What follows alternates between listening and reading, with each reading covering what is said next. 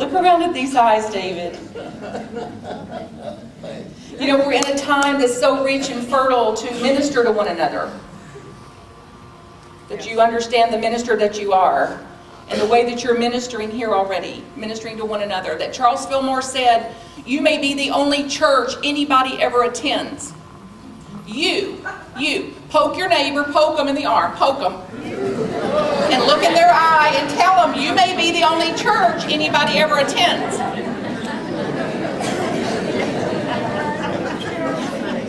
Now, what are the implications of this? So what is our message? What is our message to the world? And they're all equipped. We're all given so many God-given talents, and this is a rich abundance, like a bounty of a beautiful buffet that's being offered here called Unity of Wilmington for us to be part of and to partake of this morning. So thank you all for your part in being here. And it's an absolute privilege for me to be here with you. I live a very simple mission in life, which is to serve people who serve. This appointment for me to be here with you this weekend has been planned for over 1 year. That's where my calendar is booked 1.5 years in advance. So it is always a divine appointment, and clearly in times like this, a divine appointment. To be here at a time where no one knew that Richard would be sick or would die or pass, that you would actually be in a transition when I arrived here. And my work and my service to Unity, primarily Unity and other churches, as they're crazy enough to call me, is to serve people who serve, to serve ministers, to minister to ministers, to minister to ministries that are in transition, that are in something unseen, things that we hope would never happen, but we absolutely know will. So I have some experience in the field, consulting with churches now for serving a church, Unity of Louisville, for 6 years, and then serving out in the field, consulting various churches for 10 years, and including the death of a minister. Most people will never go through experiencing the death of a minister. And we hired a man named Lance to replace me when I resigned from Unity of Louisville, and he got killed 6 months after we hired him, a 40-year-old man. Lovely soul and spirit. So this is his presence is here, of course. His guidance, his life that lives eternally and infinitely has such an influence on me and others that knew him. And then your beautiful soul and spirit, your friend and your minister, Richard. And the way that we get to experience then that his life as an infinite life, not just theoretically, an eternal life. So as the body goes, and we know that they will, nobody's going to make it out of here alive. Have you noticed? It's the darndest thing. So it's right on time, and not our time. Not our time. We would not pick that. And there will never be another Richard. There's not another Maureen. There's not another combo of Richard and Maureen, as unique as a snowflake, as unique as a leaf, as unique as a fingerprint, as unique as whatever we are. That is that.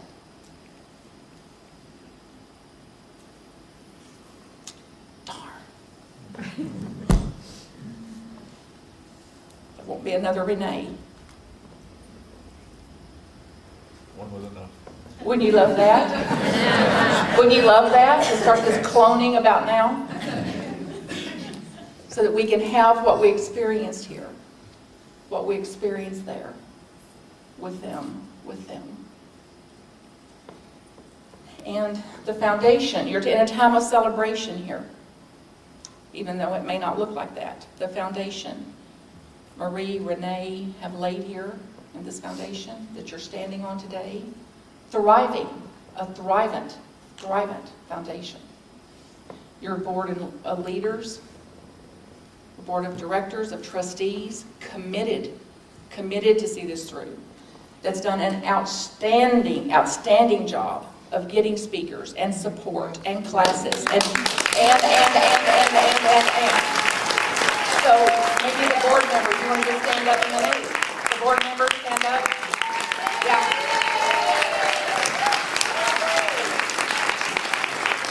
And absolutely committed. They've got search committees in place, the applications into Unity Worldwide Ministries to draw to you the perfect one. Nothing else is possible. Or two. Or two. Or 10. Yes, and thank you for that. The perfect appointment. Now, in that reality, that's absolutely assuredly what will happen, some of us will not like it. So now poke your neighbor again. I mean, poke them in the arm. Now look right back over at them and say, you know, you may not get what you want.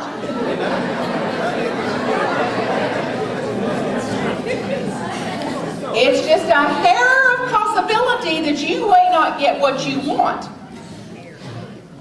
Now look back at them and ask them, who will you be if it doesn't go your way? If it doesn't go your way, who are you going to be?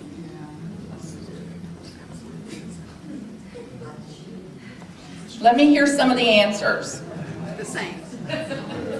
Who are you going to be if it doesn't go your way? God expressing. God expressing. Resourceful, collaborative, sane. Passionate. Sort of. Well, functionally sane. Supportive, committed, collaborative, cooperative, accepting what is, accepting that this is what we need. It may not be what you had in mind. Don't you just hate that? We get what we need instead of what we thought we needed. Or we get what we really wanted, but we didn't think we wanted it. Because of what this tells us about what should be and what shouldn't be and that. So you are exemplary as a ministry, exemplary in this movement, Unity Worldwide Ministries, exemplary with leadership, stakeholders, the way you're serving, the way you have navigated this is masterful, masterful. So bless you, love you, God bless you. And what I know about the transition and transition times are these three crucial things. You cannot do it wrong. Isn't that a relief? If you had the power to do it wrong, you'd be God. And who needs God when we've got you to run things? You cannot do it wrong. It will be the way it's supposed to be. So you can join in by being supportive and sensible, thinking, being aware of the power of the emotions and emotionalities and how if we're not careful they run the things. So how we can be aware of our emotions, be aware of our feelings, and not so we have feelings without the feelings having us. We have feelings and the feelings don't have us. So how that we can stay thinking and broader and more open-minded as we approach this. The second thing is you do not have to do this alone. So whatever you're experiencing in this, in the loss, in the grief, in the change, and it could be that you've processed through that. Some of you have really processed through that this has been coming, you've known about it, you've had great and wonderful opportunities to be in that. What I believe about grief is it's not grief at all. I believe that grief is love. So what we're feeling that we call grief is actually love. Now here's the thing, you won't get over it because it's love. So for every time you think of him or them or what was, you'll have a feeling, and if you're not careful, you'll name it grief instead of love. And then understanding that it's eternal and infinite, and you're built to bear the pain of it For as deeply as you love, the depths of that love will feel like it's going to kill you. Let it. Let love kill you. What a way to go. So to even reframe this, grief. So I'm in love. I'm in love with that life. I'm in love with that high time here. And I'm in love with that soul, and it's ongoing. And then the third thing is, some of you won't like this. It'll take longer than you like. So we live in a time that is built around quick fix. Quick fix. Get her done. That's for Noel and Laura. Get her done. You'll even catch yourself like, let's move on. Let's move on. Let's get through this. It's like, by all means, do that. Honoring the past. Honoring the foundation. Honoring the traditions. Honoring what came before. So good where we've been. Good where we've been. Good where we're going to. Good where we've been. And good where we're going to. That it's both and. It doesn't diminish this. Not afraid of this. Prepared. Prepared. Absolutely equipped for what is. Now get a sense of this in your own life personally. So like your ministry here is on a foundation for that. Thanks to you. Thanks to this. Thanks to that. And thanks to you. You are what holds it together. So we all have a part here. So then think about your lives individually. And what happens in you, what does your tantrum look like? Like when you don't get what you want, what does your tantrum look like? Be honest, we'll call it true confessions. Say it out loud, some of you that can tell the truth. When you don't get what you want, what do you do? How do you react to not getting what you want? Anger, frustration. Let go. Let go. Well, just before you let go, how do you react? Disappointment. Disappointment. Sadness. Despair. Just before that. See, y'all are so spiritually mature, it's hard for you to go there. But I'm talking about, just before you call it good, what goes on in there? That's the piece we're after, and that's what the workshop this afternoon is about also. If 90% of your spiritual work is done, God bless you, you may ascend this afternoon too. We'll film it. However, if 90% of your spiritual work is done, and 10% is what's left, in that 10%, or 1%, is where 100% of your pain is. That's where 100% of the frustration is, 100% of the sadness, 100% of the disappointments, 100% of the tantrum is in whatever's left of us. So this day, this service, this workshop is dedicated to finishing you off. I'm here to finish me off. And you're welcome to join. And to really question what thought would create that for me. What thought am I holding? What thought am I having? What thought has gone unquestioned in me that would leave me believing, like a 3-year-old, that I'm going to get what I want? Now, what would it be like if you no longer believed that you're going to get what you wanted? What would that be like? Fear. To let it go. Some of you free, it's fear just before you're free. So just keep going in that direction. Get a sense of being free, of being liberated, of not getting what you wanted. Yes, what if you didn't believe you're going to get what you wanted? It's not about wanting it all. It's about the belief, the BS, the belief system.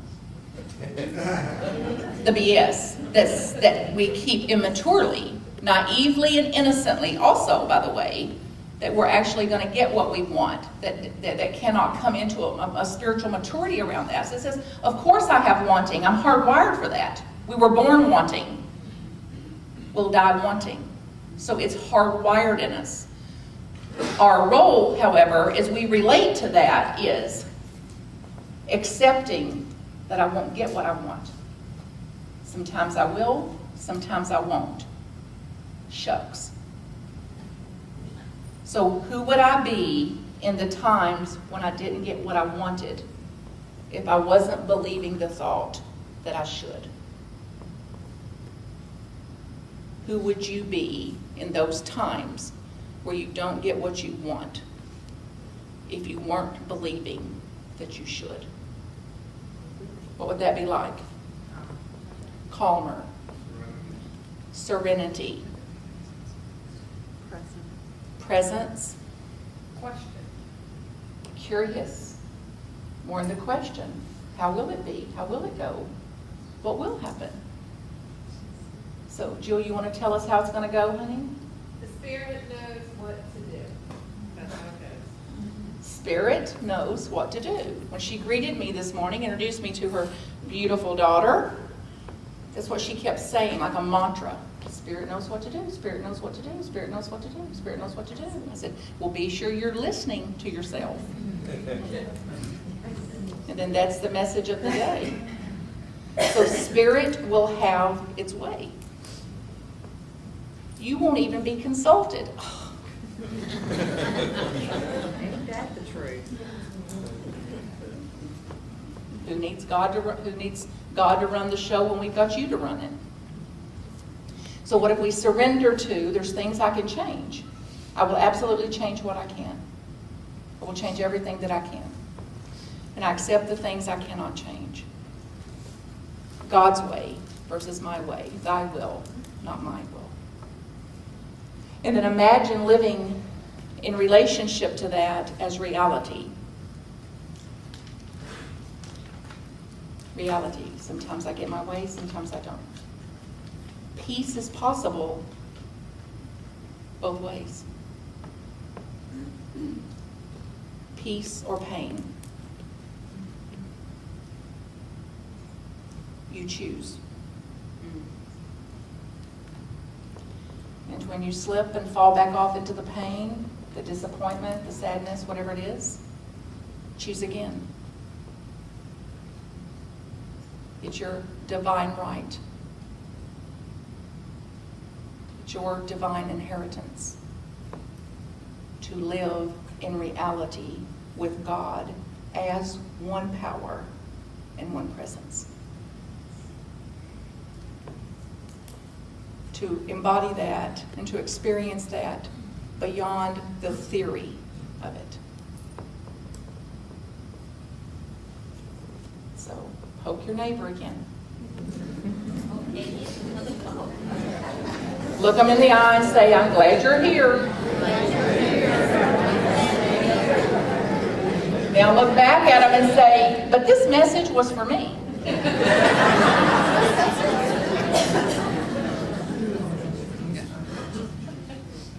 So get a sense of what it would be like to actually live out, to live from the realization of God as one power and one presence. And to live in relationship to you in your own life as an eternal life. As an infinite life. Not limited by this.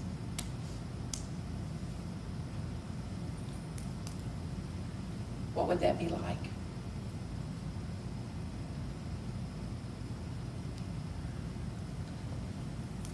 Let's begin again with our eyes open. And God's speed to you as you continue to deepen your understandings and deepen your realizations of this, and as you attract and draw to and support your next minister. And be sure, if you're still holding any notions that they're going to walk on water or anything like that. Now, they may. Just be sure to film it. Then everybody's financial woes are over.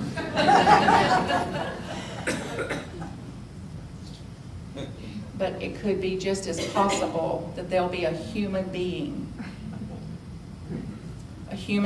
with human phenomena, with human emotion, and with their own wants and needs and shoulds and shouldn'ts, their own mind not questioned yet. So they'll put their britches on just like you do, one leg at a time. And how will you be in relationship?